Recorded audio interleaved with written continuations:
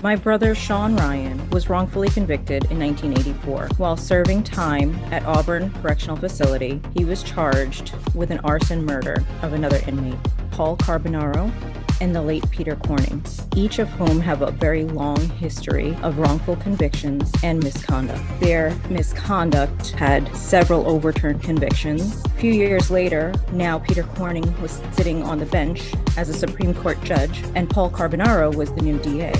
There are many more individuals who are still in prison today, including my brother, who were maliciously prosecuted by these individuals. The aforementioned officials coerced, threatened, and bribed jailhouse informants to commit perjury against my brother. There is substantial evidence to support these claims. My brother, Sean Ryan, and his case and his wrongful conviction is the catalyst to pros and cons. Hello, and welcome to Pros and Cons. I'm Heather Trentacosta, and today I have a very special guest. Her name is Maggie Swift, and she's going to share with us an all too familiar story. Well, it's becoming all too familiar now, where we're learning more and more about misconduct by officials and wrongful convictions. We're just now scratching the surface, and as shocking as some of these stories may be, we really need to hear the truth, and that's the only way that we'll start to remedy the problems in our judicial system and beyond. So I'm going to introduce you now to my friend and guest, Maggie Swift. Welcome, Maggie. Hi, Heather. Thank you for doing this. You're very welcome. And it's my pleasure. As you know, this is a topic that's very close to home for me, as I struggle and I'm fighting for my own brother's freedom with his wrongful conviction. So when I heard and read some of your brother's story, I was really touched and moved to just tell people what's going on in his case. And your brother's name is Michael Swift. Do you want to go back a little ways and give our audience a little background on your upbringing, your childhood, and just leading up to what got your brother convicted in the first place? Sure, certainly. Well, I've been a social worker for quite a long time, probably close to 30 years. And so that's given me a little bit of skill set to talk about these kinds of things, and then my own life without completely losing it in front of people. But it is pretty tough. I have to start with saying that there's no intent for slander. There's no intent for blaming or bashing careers, but something really went off track with how my brother's case in 1988 was handled.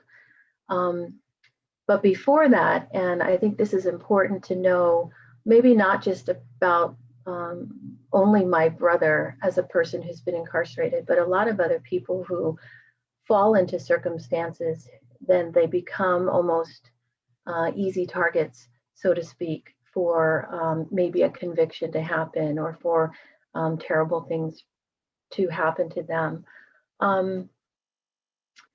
My brother and I had a mom and dad.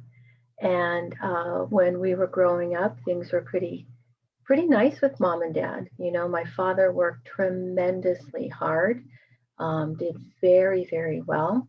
And my mother worked equally hard beside him, picking up from where he and others had been building his businesses. We lived in a really rural area, and it's that kind of place where we had a little home and acres around it, and then there's acres more until the next home. If you drive by that place now, it's all built up in community, but there really was nothing there when we grew up. Um, my parents were people who really preferred, I guess you'd say, country or outdoors. And that's how we lived. We enjoyed living on that kind of property and in that sort of area. Um, on the outside, it looked like our family kind of had it all. And then suddenly there was a murder in the family. But here's where I'm speaking my truth and probably the truth for other people. The things that happened in our home were quite horrendous, horrific, and very detrimental. Domestic violence is such a term now we can say openly, we can say the statistics of 1 out of 4, 1 out of 7. But back when I was growing up and in this particular area, that wasn't even thought of. Any strife between a man and a woman certainly was considered personal issue, and they'll figure it out. Mm-hmm. But my father became increasingly violent in the home, very much so. My mom was the woman who was not just verbally abused, but she was pretty much beaten horrifically. She was in the ER, in the hospital, in psychiatric admissions. Sometimes he left her beaten in the yard until paramedics came. The way that violence escalated is that my recall as a young person is that there's blood on the walls, there's blood on the floor. I can hear her screaming, "Don't harm me, don't hurt me, don't kill me." She eventually clicked, when we say, why doesn't she leave? Well, the threat between the two was, if you leave, I'll keep the children and I have all the money. Yeah. But I think as I look back as a woman, she finally decided, I've got to go. I have got to go or he will take my life. He's told everybody he'll do it. He's told the children he'll do it. It's just a fact. And so she did. She left. And I remember the day we stood at the door and she said, "You guys, I'm leaving. I'm leaving you here with Dad, but I'll come see you whenever I can." My brother Mike is about 5+ years older than me, and he was my best friend.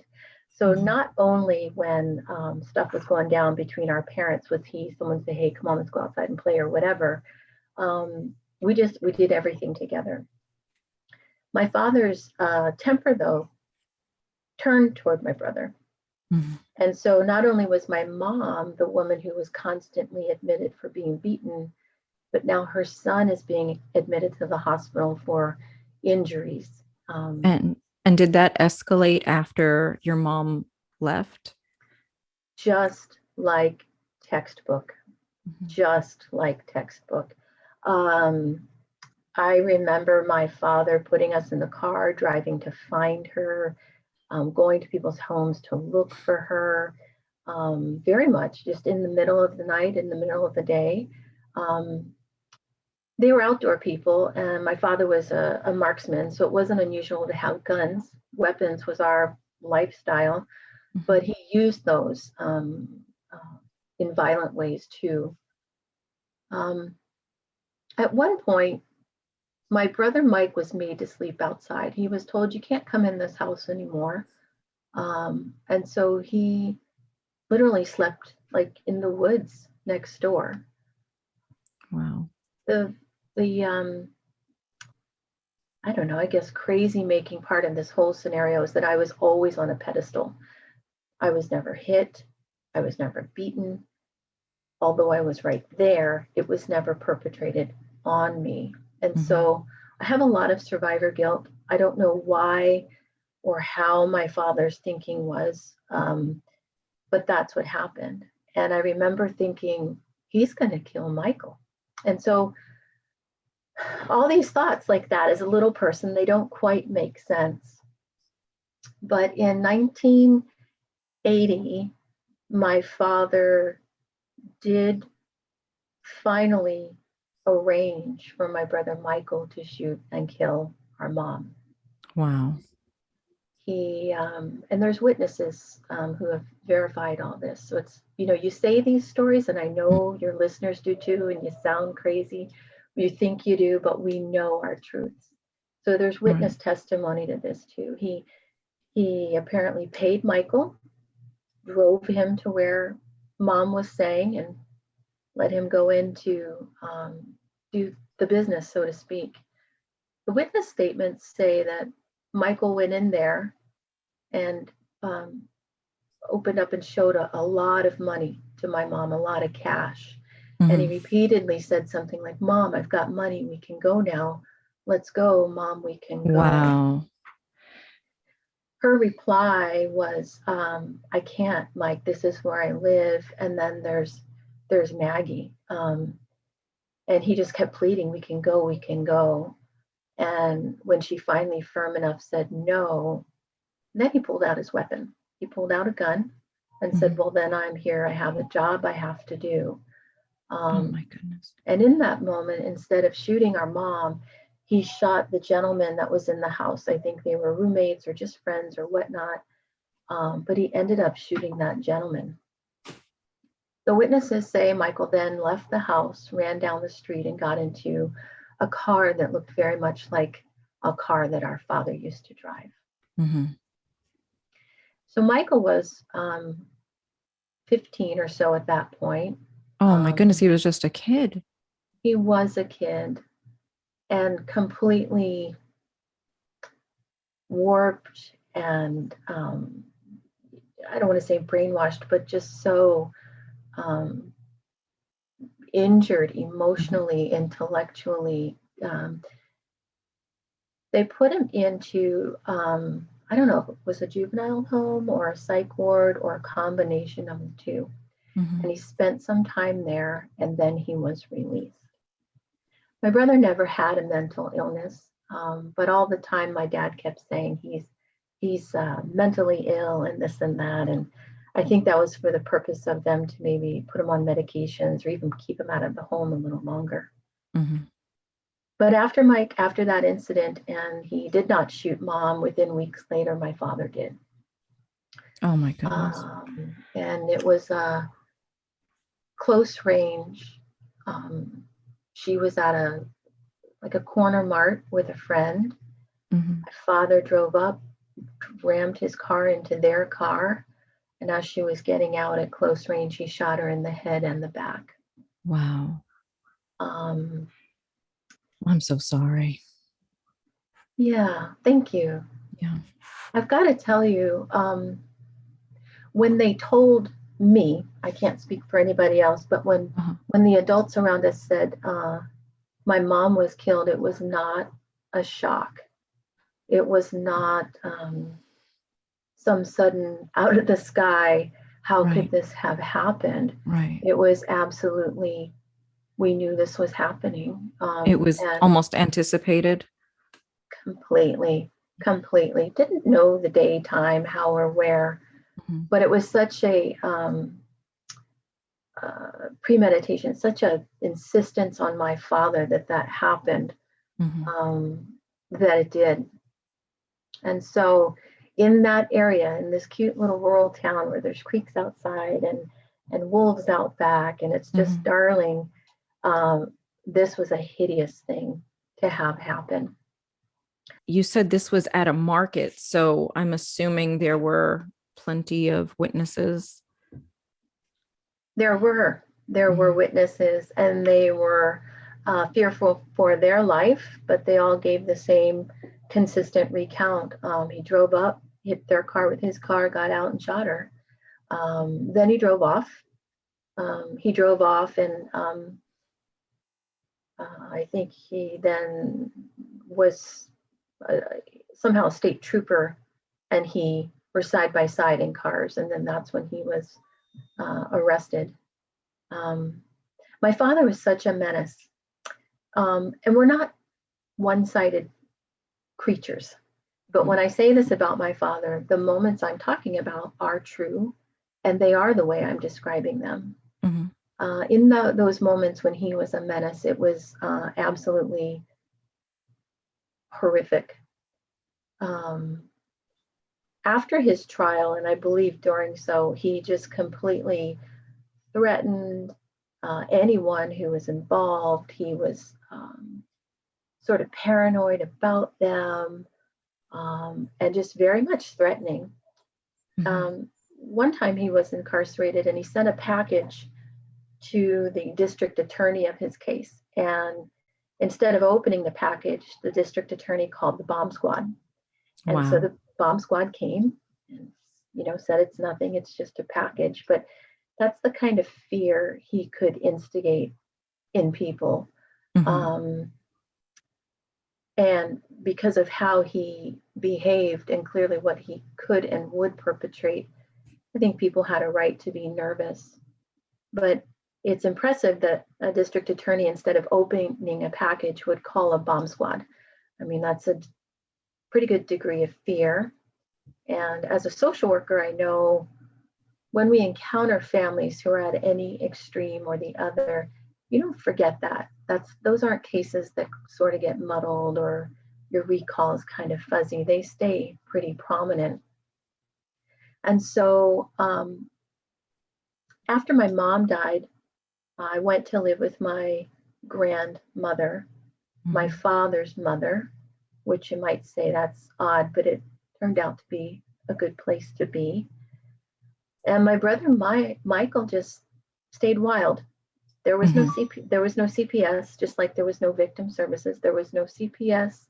There was no child welfare. So he really was just continuing to live on his own. And with all of the trauma and abuse and all of the scars. Yeah. exactly. And no one was there to help him with any coping skills or mechanisms. That's really very, very tragic, very sad.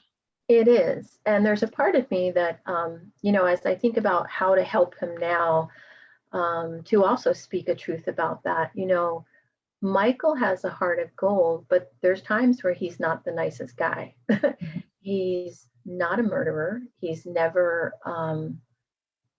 had that kind of malice and degree of hate and disregard of life. But along the way, because he's not a nice guy, he's picking up his little offenses, his little legal infractions. And in 1988, there was an incident where I think he approached a woman who was in the car, told her to get out of the car. I don't know that she was injured, but I think from the brief reading I did, she was not.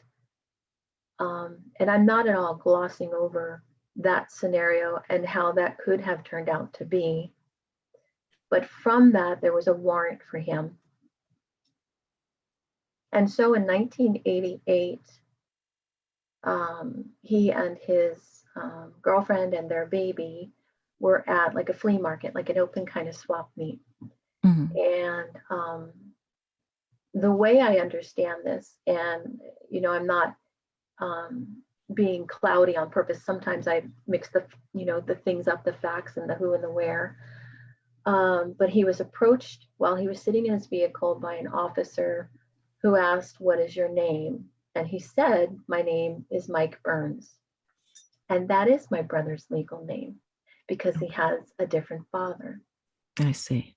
So the officer said, "Well, you're known to us as Warren Swift, and you need to get out of the car," or something to that degree. I can tell you he was known as Swift because that was my father's last name. So however it happens, the officer and he end up in a struggle and they're on the ground. There's another officer who then comes approaching. I'm understanding while they're on the ground, a couple of shots fire and a completely innocent bystander is struck in the head. Oh my goodness. And he dies. Wow. I have no doubt when my brother surrendered and when his friends helped him very much to arrange a safe surrender, it was because He probably would have lost his own life if it was just up to law enforcement to, quote, try and find him, because he was able to flee that scene. And so, given my father's impression on the area, and now this one, I think his friend saved his life when they said, "Dude, let's call them and let them know when you're going to show up and how you'll show up." Mm-hmm. So the district attorney that was on my father's case, who received the bomb threats, at this point became the judge who my brother was in front of. Wow.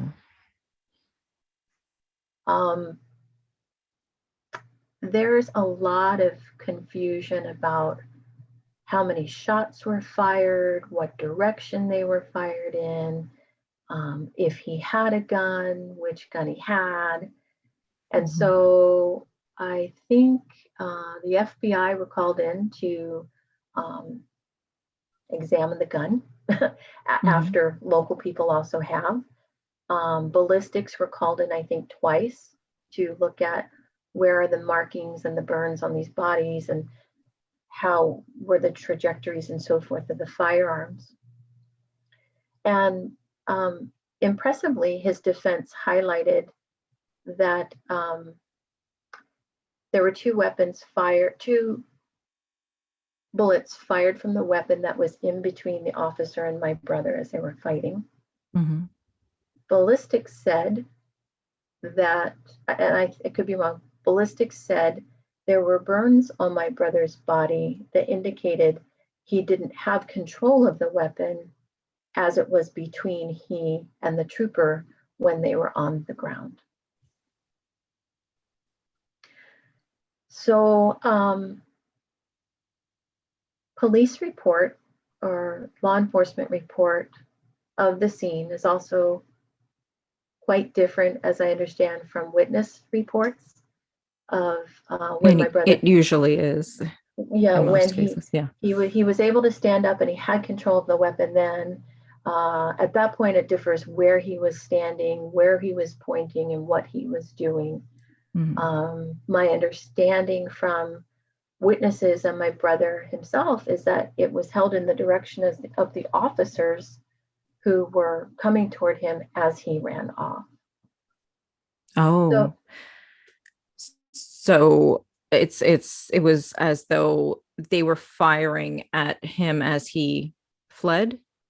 I don't know if they were firing, but I know that they were in a position toward him and toward him with their weapons.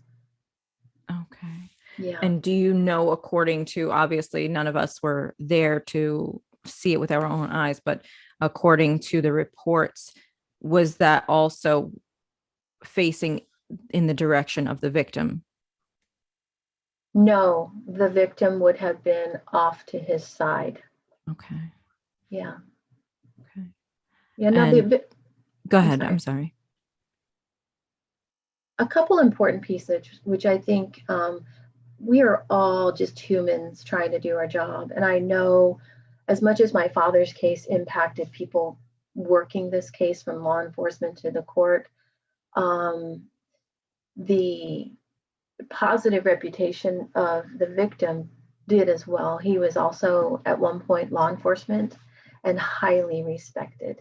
Mm-hmm. And so not only is it, okay, here's the son of a murderer who's now in this scenario, but the son of a murderer involved in an ex-officer being killed.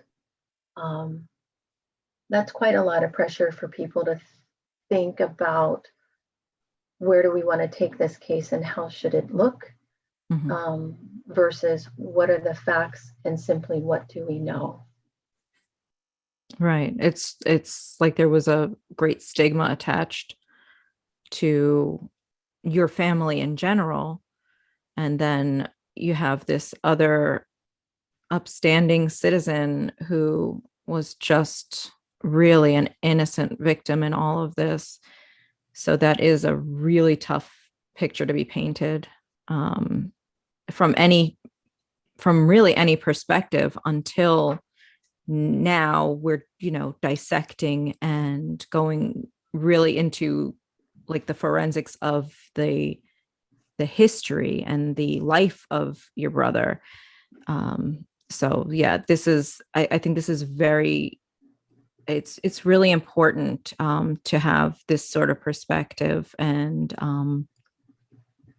just see what goes into it's not just the impact of violence in the home. It's not just the impact of having, a criminal history. It's how things can be perceived and used in a lawful way, but they're used with bias.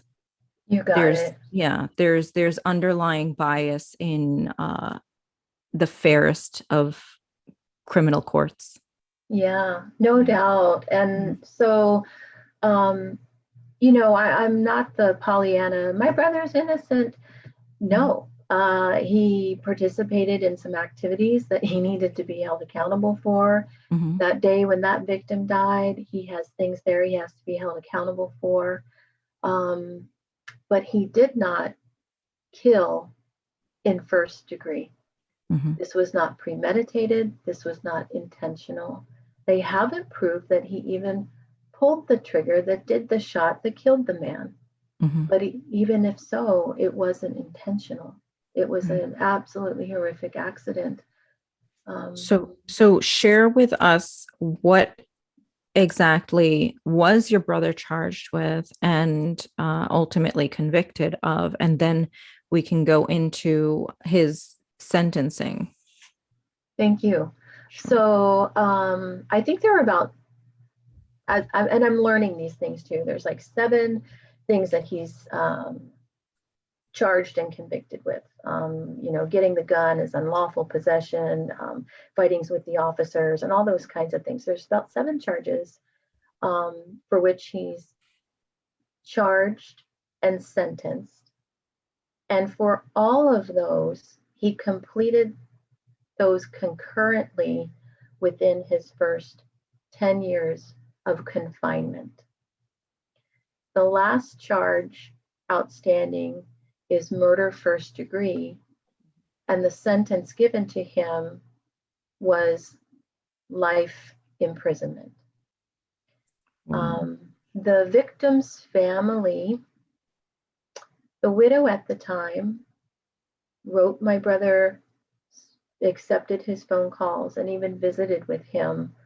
And it's no secret with her family or ours that she let him know, I don't believe you killed my husband on purpose. I don't believe this is a first degree offense. And I'm just here to stand by you on that. Wow, that's very unique. That's a very unique situation. Well, and as the daughter explains it to me now, because the widow is since deceased, is that that's the kind of man their father was. That's the kind of man that victim was, that no matter what is the truth, that's what you go with. Mm-hmm. No matter if it's what you want or don't want, the truth is the truth. And Mm-hmm. so even their daughter today says, it's like people forgot about Mike, but he's in there for something he didn't do. And Right. his life sentence is without parole. That's how it is in Pennsylvania. Mm-hmm. I know like the lieutenant governor and others are working on reform, but he's been there for about 33 years or more. He's in a situation where it's probably every day there's a provocation. Probably every day there's somebody trying to instigate something. And he's been incident free in there for coming on 2 decades. Wow, that's He impressive. he That's really impressive. he's got a 6th grade education and he talks like that, but he finds things to occupy his time. He earned his journeyman certificate. He's a phenomenal artist. He's always employed in there. He works on plumbing and things like that. He does not believe he'll get out.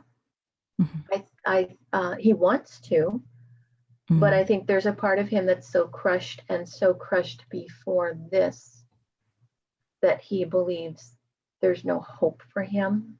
Mm-hmm. And so we talk about it. And when he has those hopeful moments and he's cheery about getting out and getting around animals and being in nature again, Mm-hmm. I hear it that he holds that for the phone call, and then he's got to get back to his reality. Right. Um, so one of my reasons of doing social media is just to kind of create a presence and let him know people are here and care for you. Um, the way it happens in Pennsylvania is, even though it's life without parole, clemency allows, or the Board of Pardons now allows, a clemency application, and we've applied for commutation of his life without parole to life parole, Mm-hmm. which would be the very first step for him to get out of the facility. Right. The second application we did was to the new Pennsylvania Conviction Integrity Unit for them to do a case review, which would Okay. then look at the details, which might be close to some of what I've said, but very specifically looking at how did this happen and how did we go from this to a life degree, Mm-hmm. and how do we make that right and back it up. Right. The victim's family have sent letters of support. um, I feel like my brother's not the guy who's going to get out and turn around and make big champions for the next guy. He's not a political minded kind of person. Mm-hmm. He's the guy who's going to get out and live quietly on the other end of my property, Mm-hmm. um, hang out with some pets, and just ride it out with breaths of fresh air. Yeah. And I think he's deserving of that. I see often, for my own process, I see men getting out after being dehumanized like this, and God, they're so brave and they're so supported to turn around and then create a foundation Mm-hmm. or do this. And those are big and noble things. And I don't think it's only men like that who deserve a chance to breathe fresh air. You're absolutely right. And those men and women who do that work when they get out are helping the guys like your brother. Yeah. He's the inspiration for it, you know. He is the guy that they want to help. So Yeah. I'm hopeful for your brother. I'm hopeful for Mike. Um, I I have a growing faith in the changes that are being made socially, and they're trickling into our judicial system now, and Mm-hmm. even law enforcement. And I really do believe that we are headed in the right direction. And as a society, I believe that we're becoming more supportive of rehabilitation and reentry. The We're really kind of like the advocates now are really like trailblazers to get systems set in place for people like your brother, That's so right. that they will be supported and they will have the support once they do gain their freedom. Mm-hmm. Mm-hmm. Because it's decades long that, the fact that I answered his phone call while driving my car or while being in my car, that's trippy to him. and Yes. that's our norm. And so Right. there's societal things that are different. Mm-hmm. How we navigate our day to day is different. Um, but like I said, he and your brother and people in these situations, it's if we don't at least stand up and say, here's the truth I know. And so, for example, for me, I may not have every detail straight, Mm-hmm. but to have a place like Conviction Integrity Unit, to have a place like the Board of Pardons to say, you know what, you don't have to, just apply and we'll look at it, Right. is phenomenal. And it's the states now, it's not just beautiful organizations like Innocence Project. The states themselves seem to feel, like you said, responsible for, wait a minute, what are we doing? And let's back up and make sure this is done Mm-hmm. correctly. Mhm. Mhm. Yeah.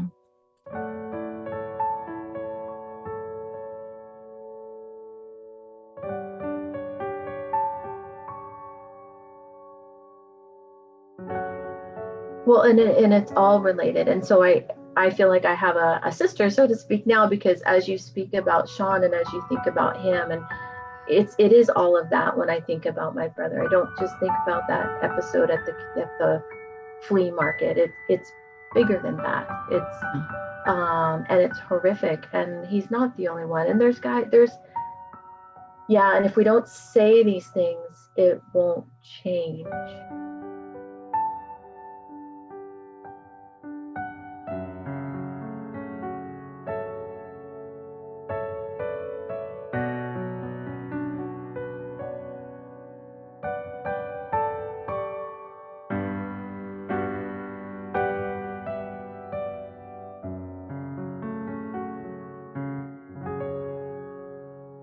I jokingly say I got kicked out of the feminist club because I asked, what's our participation? Mhm. My mother, no woman deserves to be shot down like that. No No. person deserves to know in their heart, my partner's going to kill me. But there's a dance. There's a dance that two people have to be involved in for it to even get to that point. Mhm. And so I jokingly say my feminist friends kicked me out because I asked ugly questions. And the second is for men to know you don't have to do that, and that's not how you have to raise your boy. You Mhm. know, there's other ways. There's a lot of other ways for you to be powerful and to get the respect and to have that sense of leadership that you deserve Mhm. without going that way. And so for men to know when they're in that moment and pull back, when they catch themselves, that's to be applauded, you Right. know. That's where the strength is and the power Mm-hmm, is. Yeah. mm-hmm, It's not exactly. in forcing manipulation on someone else. Yeah. But So yeah, good. no, and I'll tell you, just I don't know if we can keep chatting, but I used to think I was crazy. I used to think I made these things up, and until right before HIPAA happened, I went and I got all my mother's medical records. Wow. Yes. And so, like that one Christmas that she was there and then gone, and she looked like her face looked like a catcher's mitt, and her body was all bandaged, and I couldn't understand how a person was in this scenario. Well, it turns out he beat the shit out of her, left her for dead, broke Mm. every bone. Her face is all busted up. She gets sent into the hospital for a physical. She's stable, and so they put her on the psych ward. She tells the psych doc, I have to go see my babies for Christmas. He says, no, he'll kill you. Um, she leaves anyway, comes to the house, sees us, and then goes back to the Yeah. hospital. Yeah. For 40 years, I thought I made that up, that she was there and she was not. And I know you've got scenarios like that too. And Yeah. It doesn't sound crazy to me. right. It doesn't at all. It sounds like I can I don't want to say not justify, but I can almost create the scenario and why it makes sense. Why it's logical Mm-hmm. why somebody would leave, because I'm saying you're telling me she was in the psych ward and he said if you leave he'll kill you, and to me I'm like yeah but she has to see her babies, so That's yeah right. it makes so Yeah. it makes sense in that in that moment and in that scenario, but to other people who have not experienced extreme violence or control, they just can't relate. But even if you can't relate, just hear it and understand that it is somebody's truth. it's That's this right. is this is it's we live in a very colorful world, and there are many different experiences, and I think that empathy comes from hearing those stories and knowing that they are true and knowing that they are somebody's reality. And I think that's really the only way to nurture empathy in others, is to expose ourselves to different stories and different scenarios and experiences. So I feel really good about where this kind of went with our conversation today, because I didn't expect it.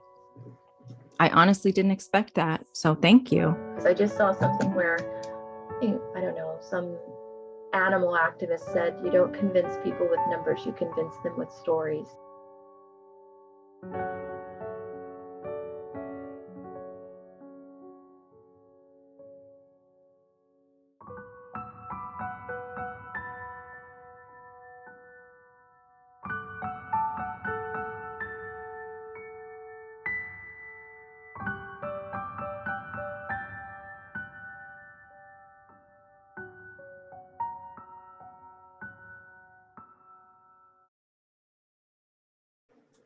Okay, we're back with Maggie Swift, and we were telling the story of her brother, Michael Swift, who is serving a life sentence for first-degree murder. And we're hoping that his case will get a second look, because there are some really startling details that would contradict cause for a first degree murder charge in the first place. So, Maggie, we were talking about social media and, creating sort of a digital support system for your brother. Do you have some of the details of what you've been doing lately with that? I do. First we have a Facebook page, Clemency for Mike Swift, and so I've tried to be diligent. If anyone searches pound Clemency Mike, I guess that's now hashtag Clemency Mike. You should be going to that page. I've created a smaller account over on Twitter that hopefully will direct people back to Facebook. And again, it's not to slander individuals, not to bash careers, but just put information out that these are the points that need to be reconsidered. This is the information that might need a retake. In addition to letting people know the victim's family support his release. I'm here for him for parole, for release, for however he needs to re-enter or come back into his freedom here. And also using that page to communicate with my brother. He's in a prison where since COVID, there have not been any in-person visits, but they do have a messaging board. And so I can message with him there, almost like a chat feature, sort of. He can call and we receive his calls, but I'm hoping to take any posts or photos of encouragement from Facebook and print those pictures and send them to him, so that he still has a sense that there are people out here, and there are people who care for you, and here are our faces. Yes. It's not for everyone to attach their name or attach their family to this kind of scenario, and I get it. I get that from many personal and professional points of view, but I have no shame, and he's my brother. And if I don't do that for him, then I think I'm missing some purpose and some calling of how I'm supposed to use my resources now. So you'll see me around with Clemency Mike, and I'm hoping we can get the word out so that it'll reach and be known to the people making these decisions that it matters. It matters quite a bit. And I'm sure that you and Mike both will be surprised at the response by the public. And we have social media at our fingertips 24/7. So why the heck not use it? Absolutely. For something good, right? Absolutely. Absolutely. Yeah. And I will be sure to provide links to your Facebook page that you created, and the hashtag as well, so that anybody who is interested in Mike's story and wanting to support him and this cause, and this goes this goes beyond Mike. This When you help one person, just by sharing a video, sharing a post or anything, it's going to help exponentially. It's going out into our universe and reaching the right people. They're out there. They are listening. There are listening ears and people willing to support what's right. And that's what's needed. I'm so thankful to Mhm. meet another sister who is so dedicated. This is it can be a very lonely and isolating ordeal for these individuals who are incarcerated, and it's almost like they lose any sense of advocacy for themselves. So it is up to us to pick up that torch and continue to speak on their behalf and make sure that justice is served, especially if not for our own brothers, then who, That's if we right. want justice, if we want justice in this world, we have to, of course, make sure that it starts at home. That's right. I believe that. I believe that. And standing up not just for Mike and this current situation, but standing up for him is a witness to his history. Yes. And he's in there with people that have seen even worse than that. And to know that people will stand up and say, hey, we believe you, encountering you and your work and your graciousness and other advocates who are just speaking up. It flows out of them. And it's the most beautiful thing for me to join up and to link and say, hey, like, they'll help me and then I can help the next person. Exactly. And hopefully they're feeling it in there as well. Yeah, for sure. So I want to go into this last segment, and you and I actually didn't discuss this previously before deciding to do this episode. But when when you were speaking about your experience, your childhood with witnessing the violence in your home, that resonates with me, and I'll share just a little bit. um, that it sounded so familiar to me. Mm-hmm. So when you were Mm-hmm. explaining or describing the things that you heard and the blood and this extreme violence toward your own mother, I personally went through that same childhood experience, um, seeing my mother bloodied, teeth knocked out, unconscious, Mm-hmm. us, small children, and the impact is immeasurable. The damage is immeasurable, and it's unpredictable. Mm-hmm. Yes, it is.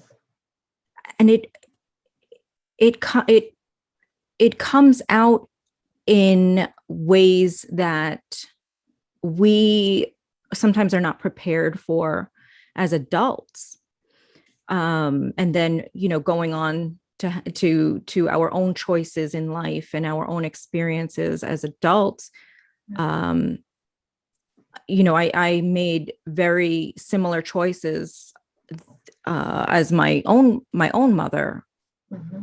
I wasn't quite an adult yet.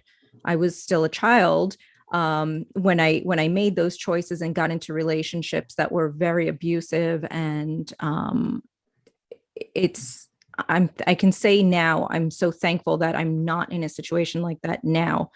But it took me, and I want to use this opportunity to send a message to women out there, men too. But as a woman, I think that other mothers can relate. I literally left with my children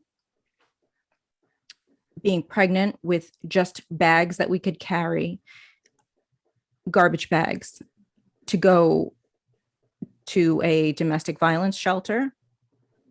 I chose homelessness over abuse. I can say I'm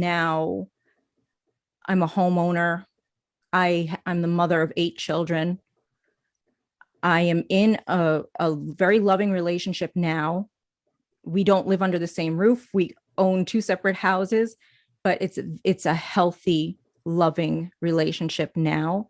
And if I can just give hope to somebody who may be going through some abusive situation, there is hope. And I also want to provide some links to resources for anyone who feels threatened at home or in a relationship. But there is hope, and you absolutely can leave. It's not safe. I'm not saying that it's safe, and I don't claim that it is, but there are resources out there, and there are people willing to help. That's right. So, I just want to put that out there, because the impact of abuse is so great, and it could alter someone's entire future. So if we can get away from it, that's really the best remedy. Very much so. And thank you for saying that. And thank you for providing links. And we know, if I put on my social worker hat, statistically, substance use, domestic violence, all these quote personal problems are higher in association with people who are involved with legal issues, for better or for worse. And so we have to start by saying no. We have, not in the cliche way, but we have to to do something different. Whatever is that small thing you can do differently, even if it's to think differently, to think that this is not right, this is not okay. I'm not staying just for the children, those kinds of things. It takes courage. And oh my God, for you to just say, I've got my bags and my kids and we're going. Those moments you had to have encountered where you saw stability, you saw healthy, and it didn't feel right. You have to work through, okay, this is different. I had a lady say to me, well, that's kind of boring. All right, well, you're alive. So Yes. let's go with being boring. Let's go with routine. Let's Right. go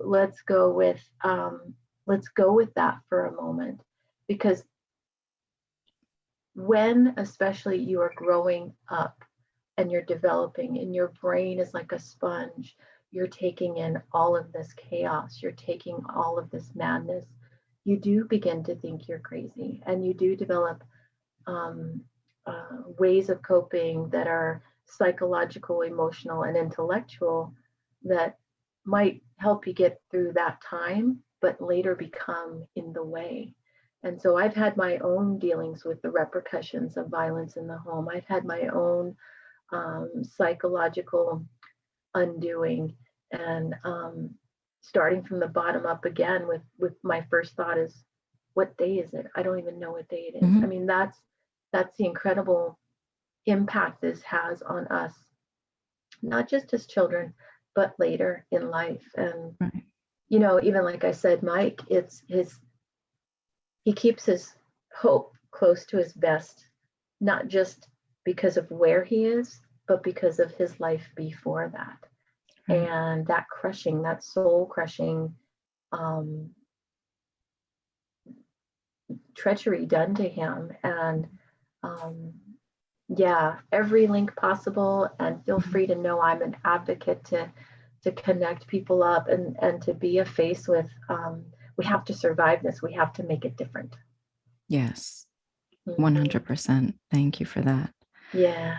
Yeah. And I'd love to dedicate a future episode to beyond the violence, the other side, and, maybe bridging that gap, or helping to bridge that gap from Mhm. from the violence to a new normal. And maybe, the boring life, but we can fill up that boring time with very healthy new ways.